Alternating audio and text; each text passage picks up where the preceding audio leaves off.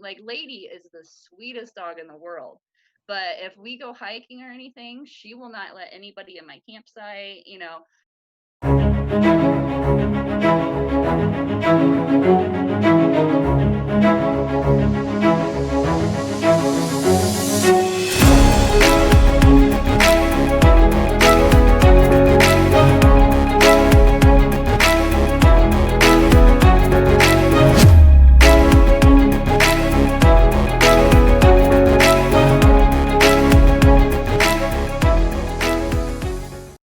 Hey everyone, and welcome back to the Lifelong Podcast. It's Thursday, so it's time for another conversation.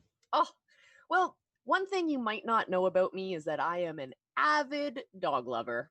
Yeah, I prefer to spend my time, honestly, with my fur baby, my fur child, my amazing dog.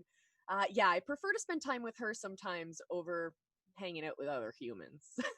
And I've had dogs in my life since I was a little kid, and I have learned so much not only about dogs from having a dog, but I've learned so much about myself and other humans. Once you start to understand the behavior of animals, you can start to translate that into the way that you communicate with other people. For example, when I'm really nervous or I'm really anxious and I have that kind of busy energy around me, my dog can feel it and she reacts that way too. And then when I feel like my dog has that nervous energy and she's running around and she's super excited or nervous about something, I know that if I calm my energy down, then her energy will come and match that. And that's something that we can apply when we work with kids, when we work with other humans. It's basic communication skills. And it's so incredible that we have these amazing animals in our lives that can help teach us that lesson. So today, I want to introduce to you an incredible guest who's going to, well, she's devoted her life to this same conversation that we're having today. And yeah, so, my friends, get your fur babies around you, get cozy, get comfortable, because it's time for another conversation. So, I don't introduce my guests, I let my guests introduce themselves. So, those of you who are regulars and listening at home, you'll ask the same question with me, everyone. Who are you? And what do you Hi guys, I'm Marci Burk. My company is called Marci Burk Dog Training. What I do, I'm a dog behaviorist, so I'm not your typical dog trainer. So I come in when there's problems in the home, whether it be, just a hyper dog that jumps on people when they come in, or I go all the way to severe aggression with dogs or humans. So I come in and I teach the owners what they're doing to enable the behaviors a little bit. So I work way more with the owners than the actual dog because it's us, like you were saying, they feed off of us and our personalities. And so I come in and teach the owners what they need to do to rehabilitate their dogs. Oh, that's incredible. And how are you changing the world? I hate to see dogs go to shelters and or just be sometimes sadly dumped on the streets because of a minor behavior that could have been fixed if they just called someone to help. So that my biggest mission is to get these dogs to stay in their forever homes and to stay out of shelters and streets. Yeah. Are there sometimes that there's dogs that just don't fit with the right, like they're just not in the right family? Yeah, sometimes I have to be pretty bluntly honest with people and just tell them that, this is, even though they're great people, they're not equipped to handle maybe the specific breed or the specific, if I can say that, specific situations that the dog has, sometimes people go out and buy very high energy dogs and they're just not high energy people and they don't have the time and everything to walk the dog and train the dog and do all that stuff. So sometimes if aggression's involved, then yeah, then I will have to tell them that, maybe it'd be better if it went to a different home. Oh, I don't like to do that. I usually fix the situation, but that's usually in severe cases. yeah, Cases. absolutely. So, how did you get into this in the first place? Were there dogs that changed your life when you were younger or something? Well, yeah, so actually I grew up on a farm out in the country and I had a ton of cats. So it's kind of weird that I switched into the dog thing. I started getting interested in dogs when I was about 7, 8 years old. Begged my parents for a dog. They didn't want one. Thankfully, my dad talked my mom into it. We got a Cocker Spaniel when I was young. And then when I was 18 till about 22, I started working in dog kennels. I just started out doing playtime stuff and then moved up a little bit. I've just always been interested in dogs and dogs' behaviors because I just love them so much. And one of the main things that got me, I had a dog before I knew all this stuff about dog behaviors. I had a dog that I adopted from a shelter. He was a mix and he was also deaf, and he came with a lot of problems. He had separation anxiety. He had a little bit of aggression towards other dogs. He was a hard to handle dog, and I didn't know how to do all of these things I know now. And what started happening is he started fighting with my other dog, and it got really bad, and I had to take him back. And so that created my passion on trying, because I was calling so many people trying to get advice or help on the situation, and nobody had the answers. The way I actually got into what I do now is I had a mentor. I found somebody to mentor me. And, I shadowed him. I worked for him for free for a while, shadowed him, learned everything I could. I mean, I was just like a sponge. Caesar Milan was one of my favorite people to watch on TV, and he was similar to that. And so we would go into homes and we would figure out, what's going on with the dog. Is it dominant? Is it fearful? Is it a mix of both? And then we would, find a different approach for each dog we worked with. So I really got into it by shadowing him and him being my mentor. Oh, that's so cool. Let's go back to having that dog when you were a kid. What kinds of lessons did you learn, and like what did having that dog teach you about responsibility and stuff like that? And what can dogs teach our kids when we bring them into our households? Because there's so many kids out there who are begging their parents for dogs, especially since the world has gone into some degree of lockdown. So to Right. those parents who are listening right now whose kids are bugging them, what can we do to sell them on the idea? Well, you have to find the right temperament kind of a dog, obviously. But what my Cocker Spaniel taught me was just pure love. Little background on me: I was adopted, and so I was an only child. And when I was little, I would beg for them to adopt another child, but that was not realistic, right? So then I wanted a dog. So I think it teaches kids responsibility, as long as you stick to it. My parents didn't stick to it as much as they should have, but I had to take the dog on walks. I had to go clean up the poop. I started learning how to be responsible through that. And then I also, when I was younger, I also would do dog sitting too. So, so that was fun for me. I think it's great for children to be around dogs because it's a comfort thing, and you have a friend that doesn't have to talk and just will love you unconditionally. So dogs and children are great as long as, this is coming from my behaviorist side, as long as it's the right fit. Sometimes I do have to work with dogs that do like to bite children, so sometimes I have to step in there. But yeah, like you have to walk the dog, you have to feed the dog, you have to clean up the poo, you have to train the dog, and it's a very fun interaction when a child gets to train the dog. And when I'm working with families, the greatest thing is the first thing I usually teach is the walk. I teach people to walk at a heel. And it's so funny because children from the age of about, let's say, 8 to 12 are my best dog walkers. I mean, the adult will take over the leash and be really tense and nervous and overanalyzing it because, we're adults and we overthink things. But all I have to tell the kid is, you're in charge of the dog. He's not allowed to get ahead of you. And then they just go. We're just playing follow the leader. And they just go. And it's so funny to see their parents' reactions after they've been trying to watch, because the kid will just be walking the dog, just like a professional, and the parents are still struggling. But kids are just, they're sponges as well, and they have that confident energy. So that's what a dog wants to follow, is that just come on, we're going, So I love working with kids in my session because they're so honest, and they tell me what I need to know, and that they're so good working with the dogs, and they absorb all the information. It's so funny sometimes. I'll ask a certain question, and the child has been listening and, taking mental notes, and or I'll ask something about, do you do this with the dog? And sometimes the children rat out the parents, which is kind of fun. They'll tell me some behaviors that the parents were not really wanting to tell me. Um, or they'll say, no, mom, she just said that. You're not allowed to do that. And they catch them, while we're working with them on things that, I told them not to do, or told them to do. So it's really fun working with children. They're great.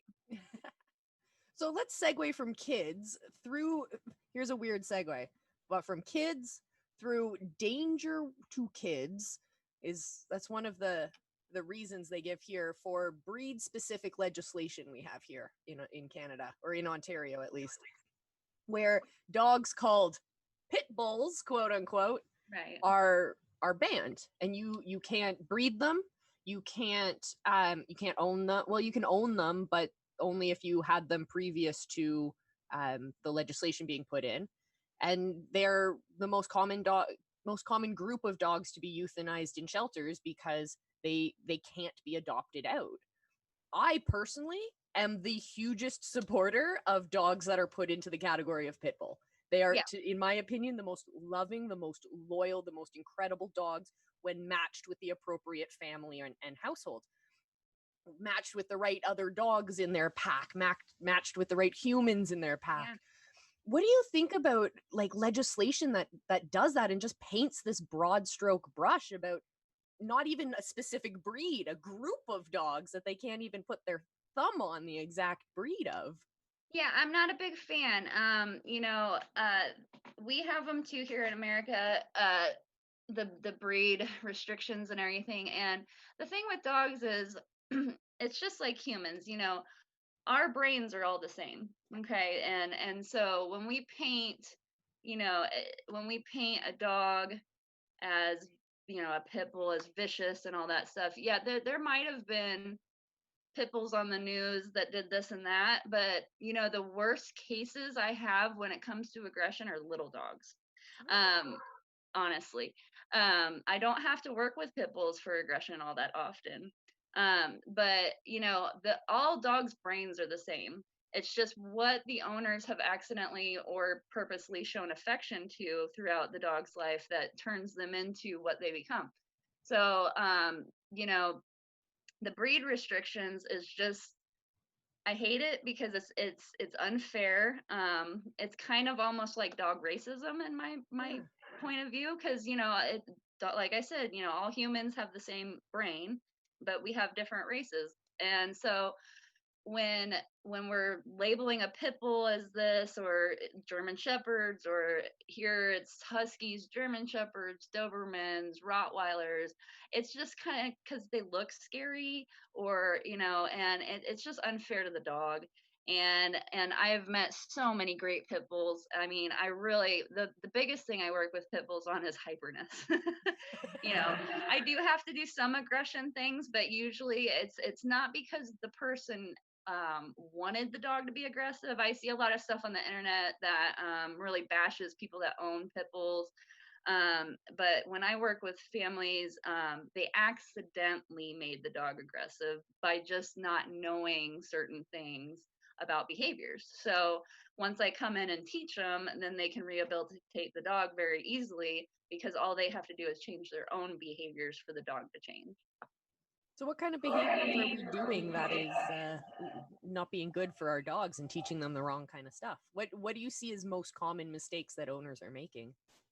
Well, the very first thing is we always let our dogs lead us on walks. So dogs are pack animals, so they need to follow somebody. So the first thing I teach when I do a session with families is the walk, because without the walk you don't establish any leadership. So if the dog's leading you already, then we're actually, what people don't understand is we're actually putting them in a really high stress situation because they really think they have to become the leader. So that's when dogs become very reactive. I work with a lot of dogs, on leash that'll bark like crazy when they see another dog, they see a bicycle, they see, just anything, a lawnmower, because out in front, they have to guard you. They feel like they have to guard you. So, but domesticated dogs don't understand what they're supposed to be guarding you from. So everything becomes a threat. I've even had a dog react to little toy remote control cars, so everything becomes a threat because they don't understand it. So when a dog's following you, unless they need to react, they're just going to calmly follow you. So that's the first thing. A lot of the times, when aggression starts happening, it's because a dog is what I call claiming us. So when a dog is always leaning on you or laying on your feet or always right in your bubble all the time, and this is without invitation, they just kind of plop onto you. That is them kind of saying that they own you. So, well, not kind of, they are. They are saying they own you. So when a dog thinks they own a person, then they don't want anybody else to come near it. And so this also happens with couches, furniture, beds. I have a lot of clients, husbands and wives, that can't even go to bed at the same time together because the dog will get vicious and run either the wife or the husband off the bed. It's usually 50-50.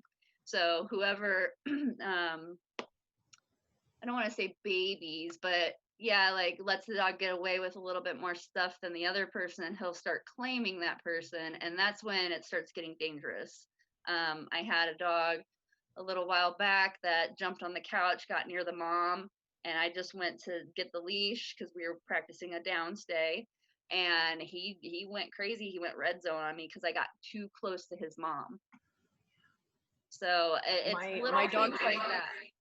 My dog previous to the one I have right now, she was a brown lab pit bull of some sort cross.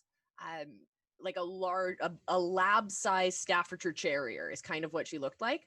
Okay. Amazing dog, so loyal. We got her when she was about 3 months old or 6 months old, and we were her like fifth home because she was too rambunctious. Okay. Puppy. That's expected. I'm sorry. Yeah. And when we brought her in, I was a younger child. I was maybe 8 years old. And I didn't know anything about behaviors of dogs or anything like that.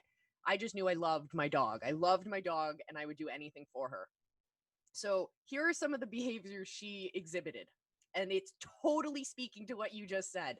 So she would not let any guy near me, even my best friend. The only guy who could come near me was my father. Okay, so she's claiming me, and I saw that as she was protecting me, the younger, like the baby in the family. So she established herself in the hierarchy as being above me. Mm-hmm. Oops. And then that shows up when we went for walks and stuff. So if I was walking with one of my parents, fine. No issues whatsoever. If I tried to walk her on my own, every so often there'd be very specific places along our route where she would just stop in her tracks. She would turn to me and she would start runting. So she'd pull her ears back and she'd circle me and start kind of attacking me. Not viciously or anything like that, but she was definitely establishing her dominance. She didn't want to turn that direction. She wanted to go the other way. And so many people would tell us like, oh, you have to send your dog back to the shelter. She's not the right dog. She's an aggressive dog. She's going to hurt your kid and stuff like that. But really, it wasn't about that. It was about understanding that I, as a human, needed to establish myself as an authority in the pack. I mean, we have to start thinking like that. So I got my current dog after that dog passed away, sadly. And I think it was like a week after we got her, we're walking around the neighborhood and we see this woman walking with a pack of dogs. And she was the local dog walker. And maybe 3 of the dogs were on leash and the rest were free, but they stayed in a pack. They weren't running away. She didn't have to chase after them. They listened to her. If she told them to stop, they would stop. If she told them to sit, they would sit. And we would watch this woman in absolute amazement. Long story short, we became her best friend, and my dog ended up growing up with the privilege of having this pack around her. And to see the behavior difference, yes, they're two different dogs. They had two different growing ups, to say the least. But to see how my dog now interacts with other dogs because she grew up with a pack of humans and dogs.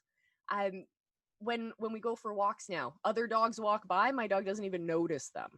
Like if they're friendly dogs, sure, they'll play together, but she doesn't bark at them. She doesn't even notice them. Yet these other dogs, yap, yap, yap, yap, yap. And as you said before, it's usually the little dogs. Yes. And the owners are like, they're not strangling the dogs, but near to it, just trying to yank back on that leash as much as possible. So, or they're picking them up.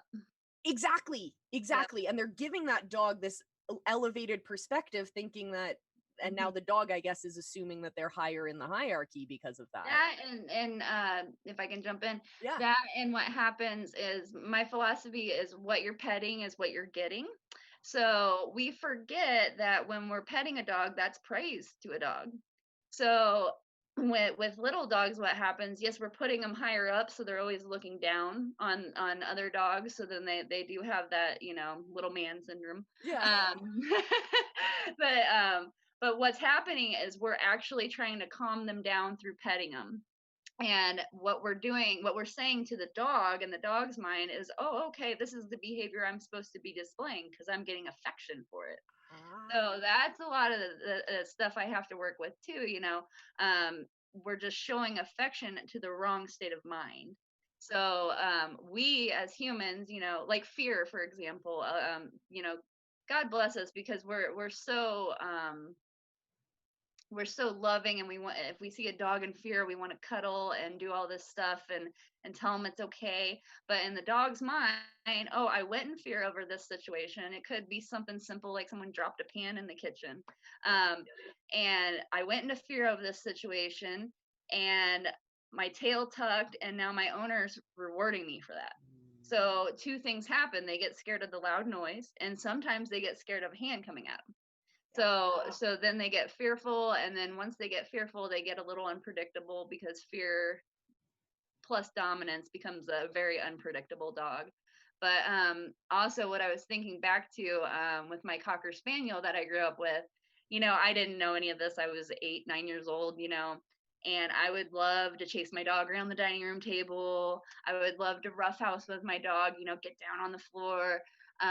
We didn't have a fully fenced in yard because we had a very big yard. So he was on a cable tie out. And when my family would come over, my dog would bark when they came in, and kind of bark. And I never really thought it was a problem because I was a young kid, but all of my family was scared of my Cocker Spaniel. And I just didn't understand why until I learned all this stuff. So it's a lot of the play behaviors we do with our dogs too. The roughhousing, when we get down and we start roughhousing with a dog, it's not every dog in the world. I always have to say that, because there are some dogs you can do this with and behaviors don't happen. All dogs are different. But the ones I work with, what we're doing is we're showing praise to biting and jumping and lunging and growling, and so then what we do with our own dogs think they can do to any human that walks in the door. So they, what can happen. I had a bloodhound I worked with a couple years ago. He was very, very aggressive. He was one of the most aggressive dogs I worked with, and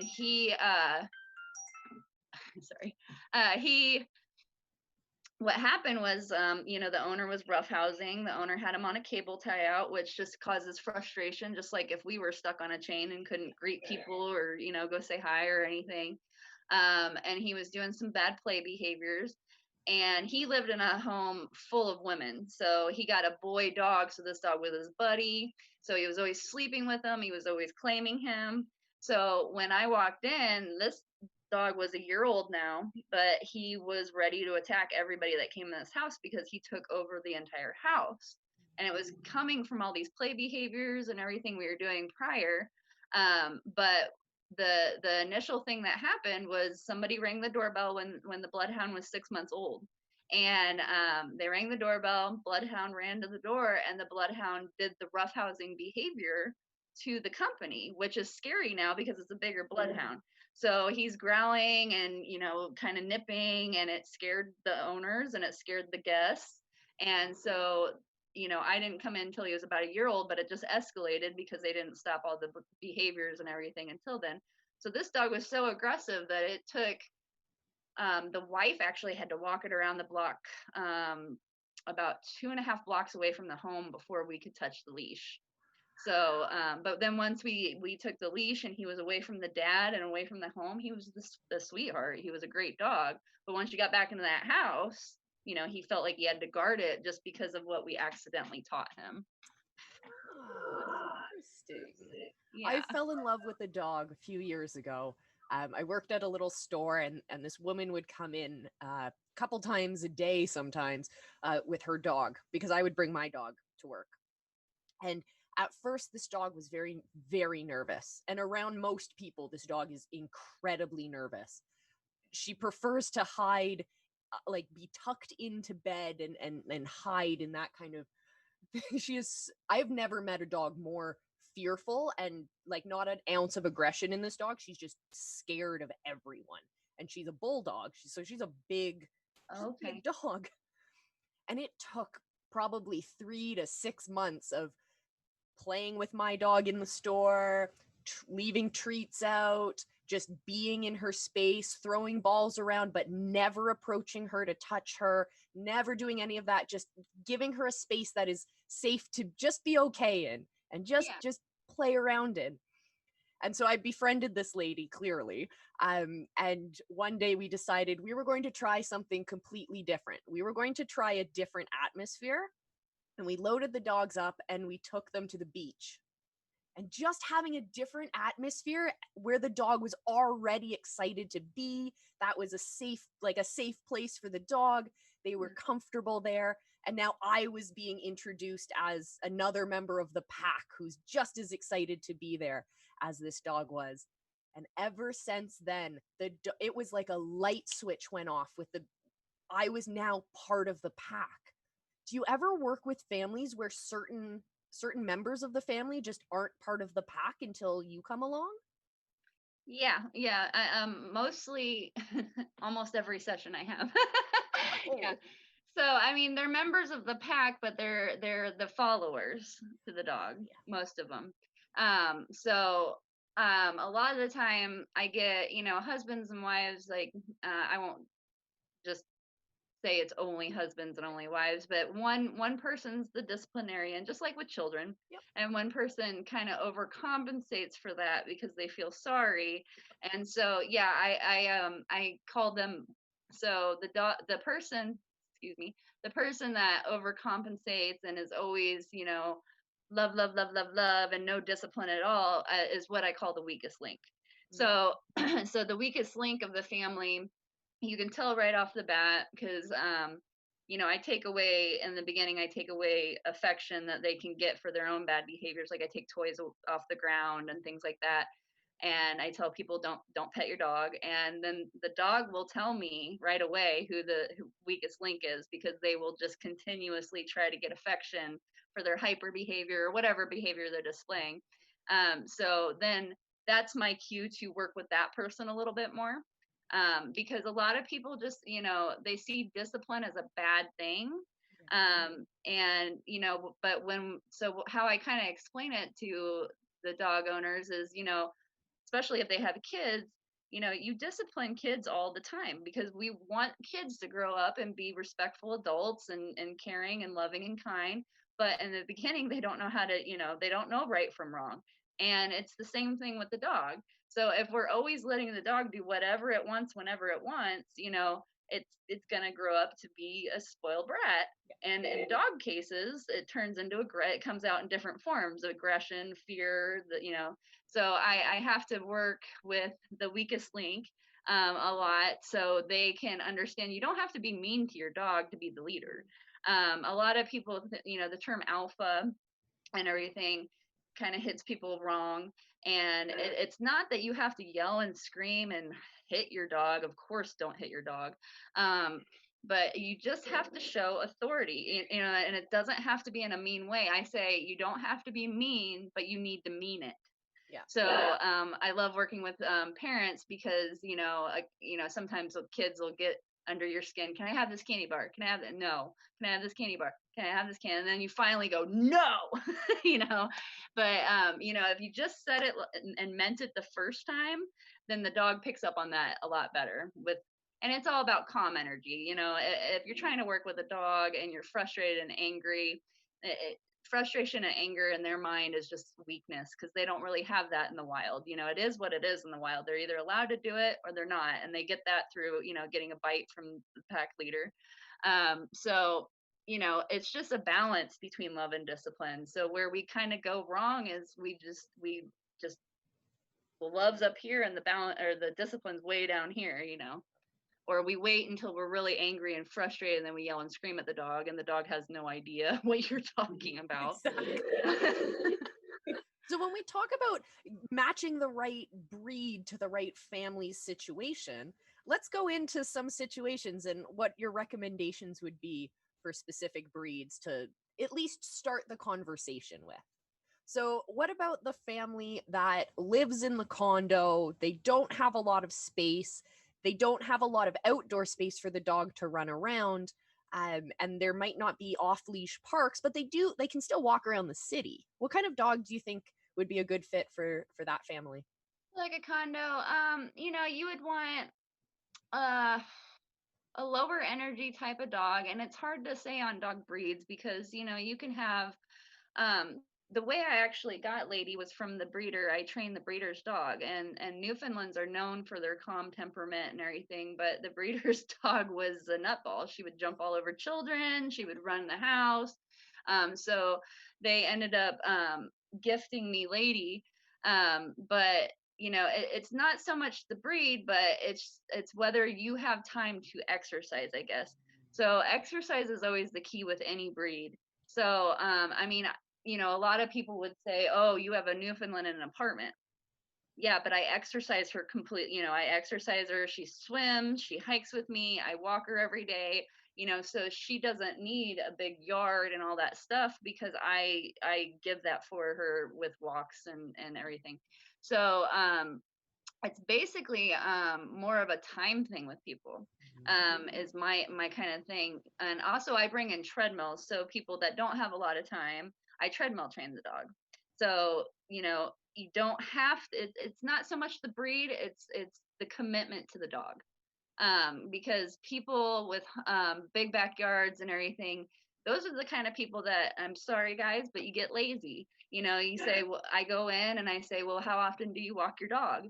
And they go, oh, not very much, but it's got a really big backyard. Well, the big backyard's not teaching them anything. And especially since all this COVID stuff has happened and lockdown, now we are understanding, seeing the house and the backyard and the house and the backyard. So that's what dogs are used to always seeing, and then we're wondering why they're having all these behavioral issues, and it's because all they ever see is the house and the backyard and the house and the backyard. They never get to go on walks, they never get fully exercise. So you know it just, I'm not a big like tell you what breed to get kind of person. I do kind of steer people away sometimes from the let's say like German shepherds that come from like some people will go out and get like a military line bloodline German shepherd, or sometimes they'll just find them on Craigslist or something like that, and then they have no backyard and they don't want to walk them ever, and then we really have problems. So if you get this super high energy working dog, or Australian shepherds, border collies, and then you just sit them in the house all day long and you don't work the mind is the key. Then all these behavioral issues happen, if that answers the question. Totally. One of my favorite breeds of dogs is the Leonberger. So they're like a very huge dog, big furry dog. And I fell in love with them because my best friend's mom is a breeder of them. And so at first I was looking at these dogs and I'm like, these are huge dogs. They look like bears, let's be Mhm. honest, like they're the size of a bear cub. So I can see how people could be really apprehensive as they see this dog walking down the street. But then I was talking to her mom about, like, tell me about the temperament of these dogs. Like, what, you know, these dogs better than anyone I could ever meet. So tell me more about these dogs. What kind of homes do they go to? She's very specific about who, like, what kind of household this dog is for, Good. because that's a dog of a certain size that you can't have in an apartment, Right. unless you, as you were mentioning, unless you have that strict regimen of bringing it out, exercising it, and focusing on your dog's physical health and mental health in that way. And she was telling me they're known as the nanny dogs because they have most incredible temperament with children. I was like, what do you mean? Like, paint this picture for me. And she's telling me about how when my friend was growing up as a small child, she had all these Leonbergers around, and she would hang on their fur and ride them like a horse. Of course, she was a small child. She wasn't breaking their back or anything, but these dogs were totally okay with that. And that they just wanted to be around their people, and that's what they loved. And she Yeah. said, on the other hand, there are some people, as you mentioned, who breed working dogs, or dogs who are bred specifically for their temperament to be protectors, or to like border collies who are bred specifically for their intellect. They are there. I think border collies are the smartest dogs out there. They are.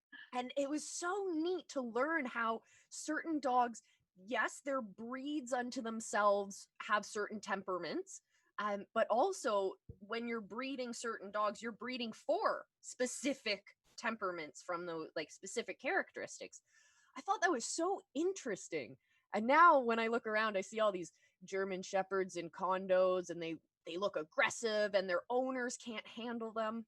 Actually, around here, we have, a few years ago, we got this huge influx of huskies.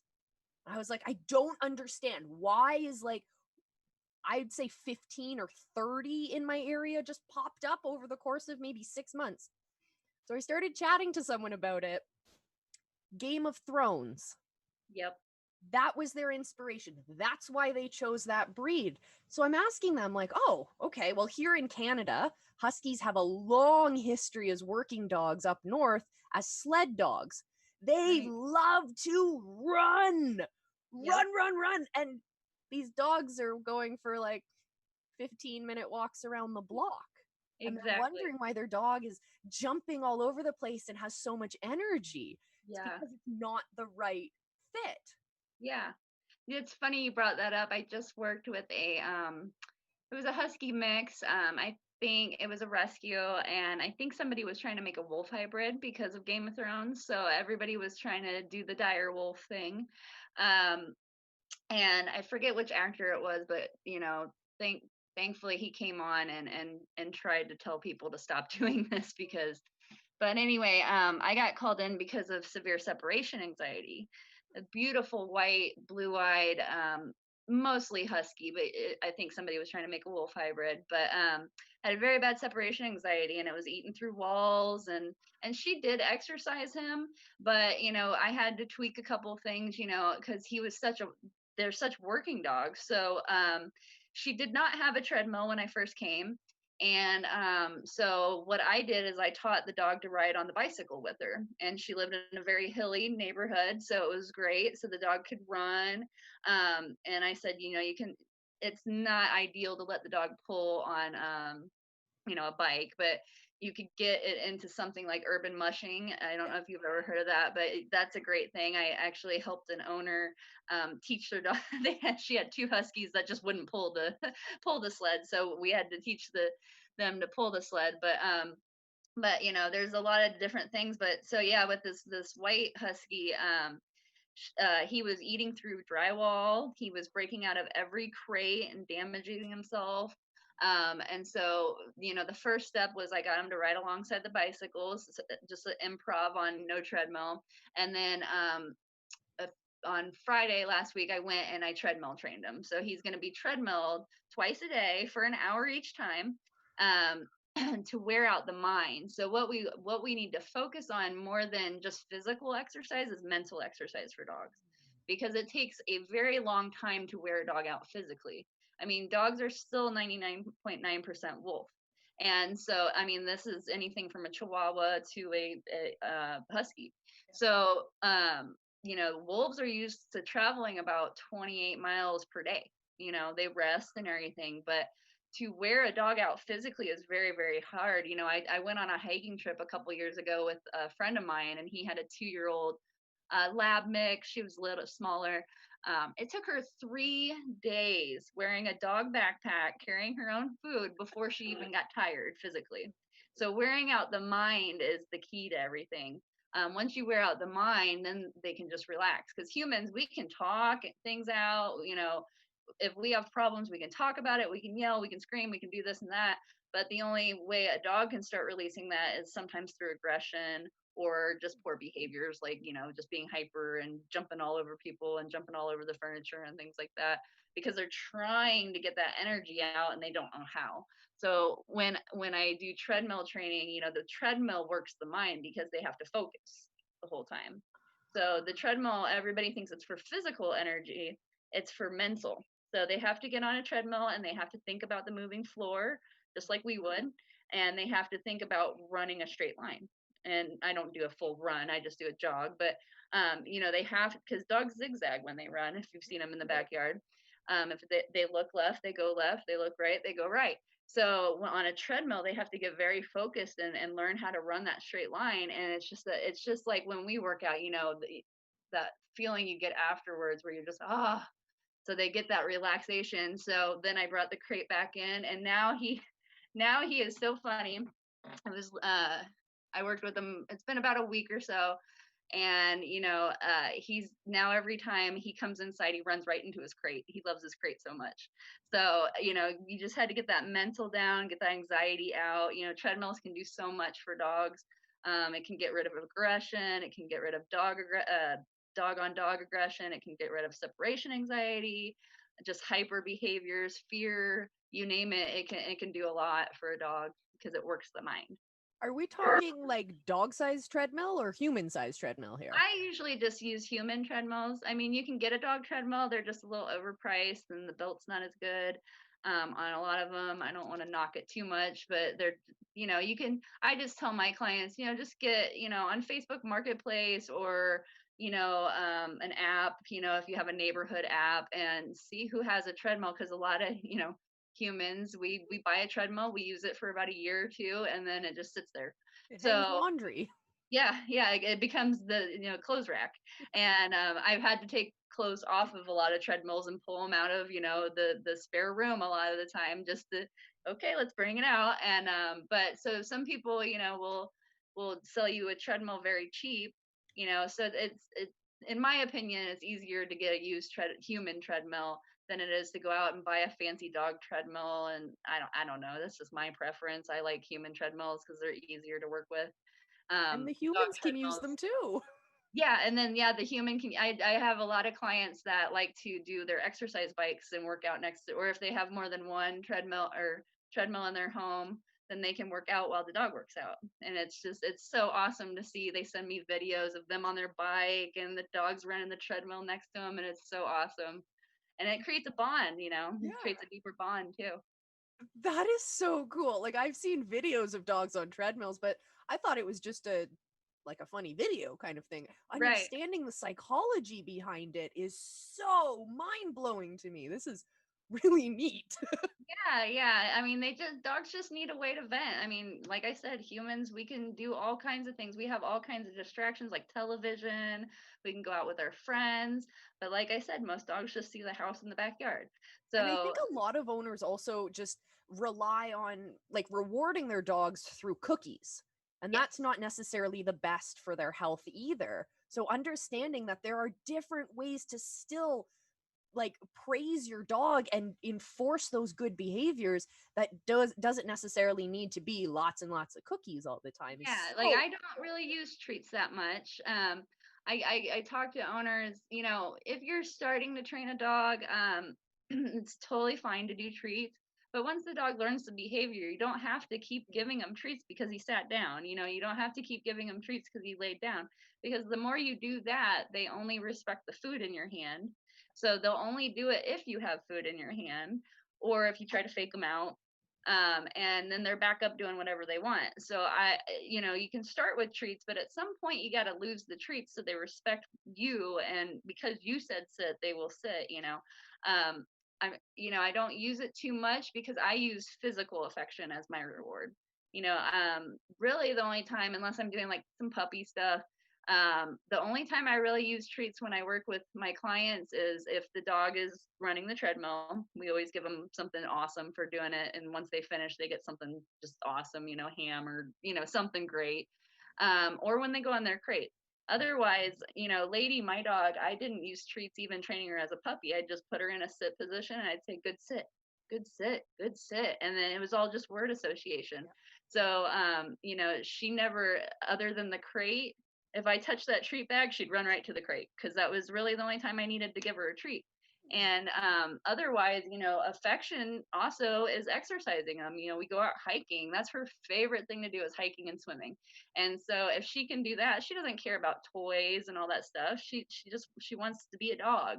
And so we as humans, we humanize too much to the dog, and we think they need 9 million toys and all that stuff. So I come in and I don't even know the difference between the child's toy versus the dog's toy anymore, because there's so many toys. But, usually the more toys the dog has, the worse their behaviors end up getting in the house too, because toys people don't understand are a form of affection to a dog too. So, a dog could be barking out the window and you could discipline it. And if they grab that toy afterwards, your discipline just went right out the window because they got their own affection. So I'm not against toys. I'm just, my dog just, I'm basic with things because people complicate things too much a little bit. We think we have to bring in all this stuff. My dog Lady is perfectly happy chewing on a stick out in the woods. She's got chew bones for the home. And she just likes ball, and that's about it, and then otherwise we go swimming, we go hiking, we do things, camping, we do things that bond us together. And the dog just really wants to be with you and make you happy. It's not all about the fancy toys and all that stuff. Yeah, my dog is happiest when she has a ball. And she becomes actually ball obsessed, we call it. So she'll be perfectly fine. She is the most well-tempered dog I've ever met. But once you start throwing that ball, she is so focused on it. And it gets to the point where she will actually bark at me while she still has the ball in her mouth. So she's barking as her sign to say, okay, it's time to throw it. But she's so excited she still has it in her mouth. So what we're doing, I hope maybe we're doing the right thing, or you can correct me. We just stop. We turn around and we start walking home. And that's it. If she's going to act like that, then she's done and we walk home. Should we be doing that, or in the moment, is that too complex of a thought? Should we be addressing the behavior right there in the moment? I think if she's that worked up in the moment, you're just going to get yourself frustrated. Yeah. So I think what you're doing is perfectly fine, walking away. You got to stop giving into the behaviors. So the more we try to, drop it, all that stuff, we start getting frustrated. And then, like I was saying earlier, frustration's weakness to a dog. So they feel like they have to amp up their dominance because we get weak emotionally. So I think what you're doing is perfect. I would just stop playing the game with her. Good job. We've also wondered, when she starts barking and then we start, no, it sounds to her like we're barking at her. Well, when you do that with a human's reaction is to raise their voice and just to keep that escalation going. Is that the same thing that's going on in a dog's head? Yeah, you're basically just barking with them. Yeah, so yeah, you're getting frustrated, they're in an amped up level, you get in an amped up level, and then you're both just and it just becomes chaos. So the best thing to do is like what you said, is just stop, take a deep breath and just walk away from the situation. I guess it's also like showing that you're in control of that situation. Yeah, you're not, because so dogs are master manipulators. So what they what happens is what they see that we think is cute when they're puppies, they learn. I mean, just like the puppy dog eye thing is real. They know how to manipulate through that cute little face.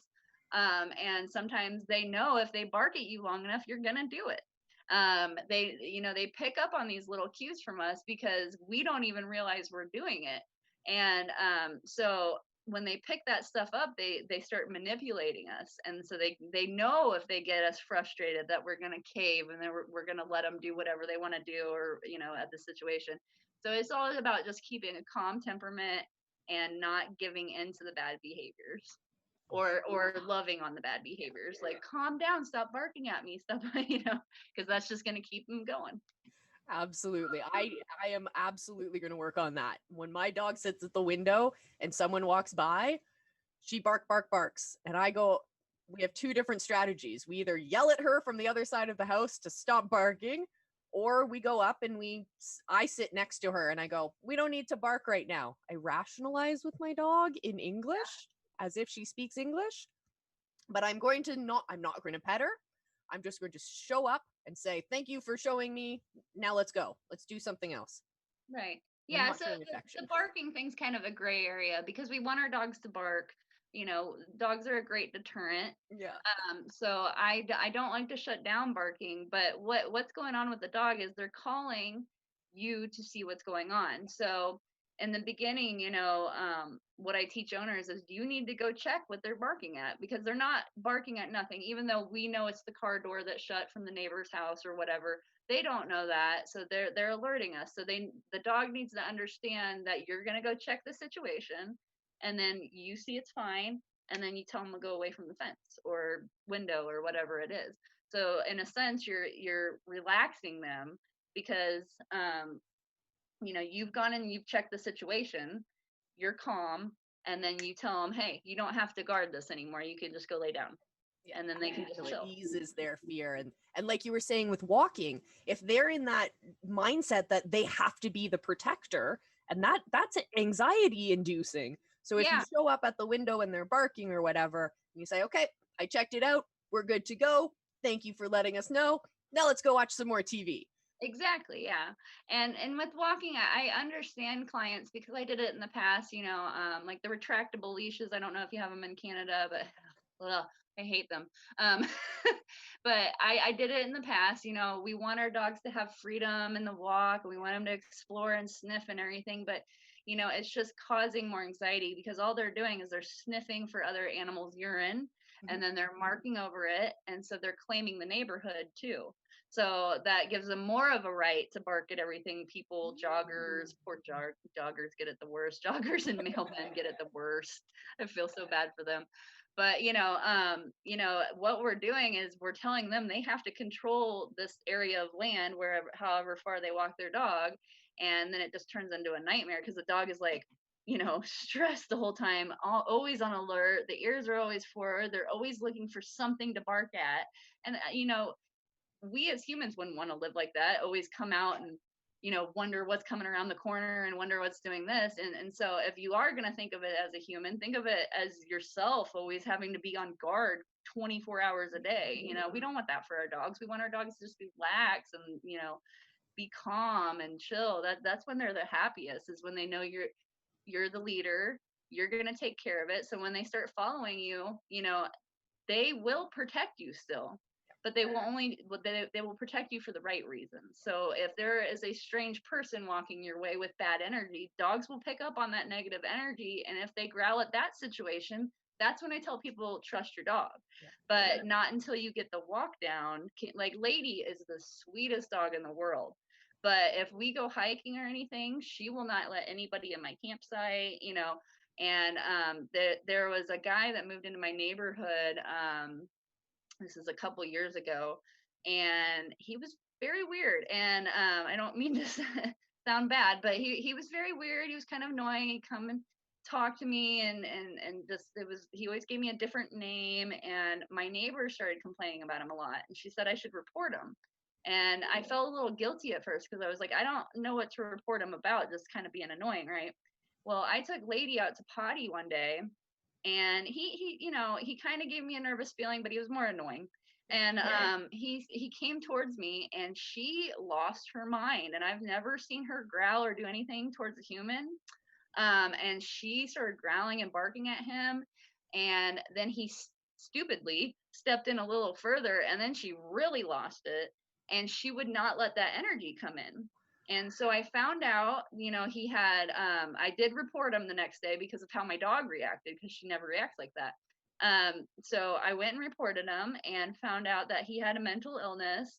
He was not supposed to be living there. He was using the place as a drug run, and he just had gotten out of jail. So, Lady picked, I didn't pick up on that. Lady picked up on that negative energy that he was coming at me with. So that's one of my favorite stories to tell, because even I behind the leash was like, Lady, what are you doing?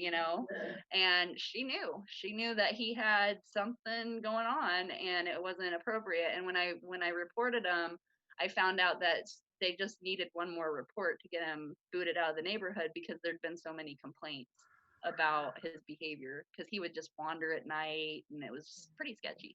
Way to go. Yeah, Lady's pretty awesome. I mean, I can go camp anywhere. And when we talk about leadership too, I like to bring up the story of I do a lot of backpacking, and we go and we camp, and I cook for my tent and everything. I carry everything with me. And one of the first times I was out there doing it all myself, I was a little scared to be in the woods at night by myself in this hollow. And when you become a dog's true leader, the trust goes both ways. Okay, so what happened was, I set up my tent and everything, and I was going to bed, and I heard a creepy woods noise, like a crack of a branch. It was probably another animal. And Lady got up and she circled the tent and she started barking, and she scared off whatever it was. And then she lay, and she always lays with me off leash. And then so then in the morning, which I didn't know it was morning because I was still sleeping, but basically right at dawn, Lady tried to keep pushing herself in the tent. And I was like, this is weird. You've never done this before, because she sleeps outside to guard. And I was like, why are you trying to get in the tent? And she almost knocked my tent over. She was so adamant about it. And so as I'm waking up, I hear all these yips. So coyotes had us surrounded on the hill. So she protected me, and then I had to get out and protect her. So I let her go in my tent, and I scared off the coyotes, thankfully. And so it's a two-way street. So she knows that I'm always going to protect her, and she's always going to protect me. So when you become the true leader, you get that real deep bond, and it's a very precious thing to have. It's great. Because I've had dogs that have owned me before. I knew all this stuff, and you still love your dog, but once you really become the leader, you see these cool qualities come out, to where it's just like, yeah, you had my back there, and vice versa. So. Oh, that's amazing. That's amazing. Well, it's time that we have to wrap this up. So if people are interested in learning more about how you can help them with their dogs, with their packs, and all of that, help other humans learn to be better with your dogs, not just teaching our dogs to be better dogs with our humans. How can people get into your world? So you can go to marciburkdogtraining.com. I'm also on Facebook. I have a little Facebook page, Marci Burk Dog Training. And I'm also on Instagram. I'm trying to think of what else I'm on. Or you can email me at marciburkdogtraining@gmail.com. Amazing. So I'm going to put all of those links down in the description box. So if you're listening to the podcast, it'll be in the show notes. If you're watching in video format, it'll be down below in the description. So before we sign off, do you have any last words for people? If you have behavioral problems, please reach out to a trainer. It doesn't have to be me. Just, give your dog a chance before we send them away, because shelters get full, rescues get full, and your dog deserves as many chances as it takes to help the behaviors. Dogs will always be there for us, so we should start learning their behaviors too, or their language too. Oh, I absolutely love that, and I support that 1,000%, my friends. So thank you so much for joining me for this Thank episode. you for having me. And those of you listening at home, this has been yet another lifelong conversation. It's been absolutely wonderful having you guys spend this part of your day with us listening in on this, I think, really insightful conversation we just had. So as usual, my friends, it's time for me to sign off. But before I do, remember, be excellent to each other. I'll see you next time.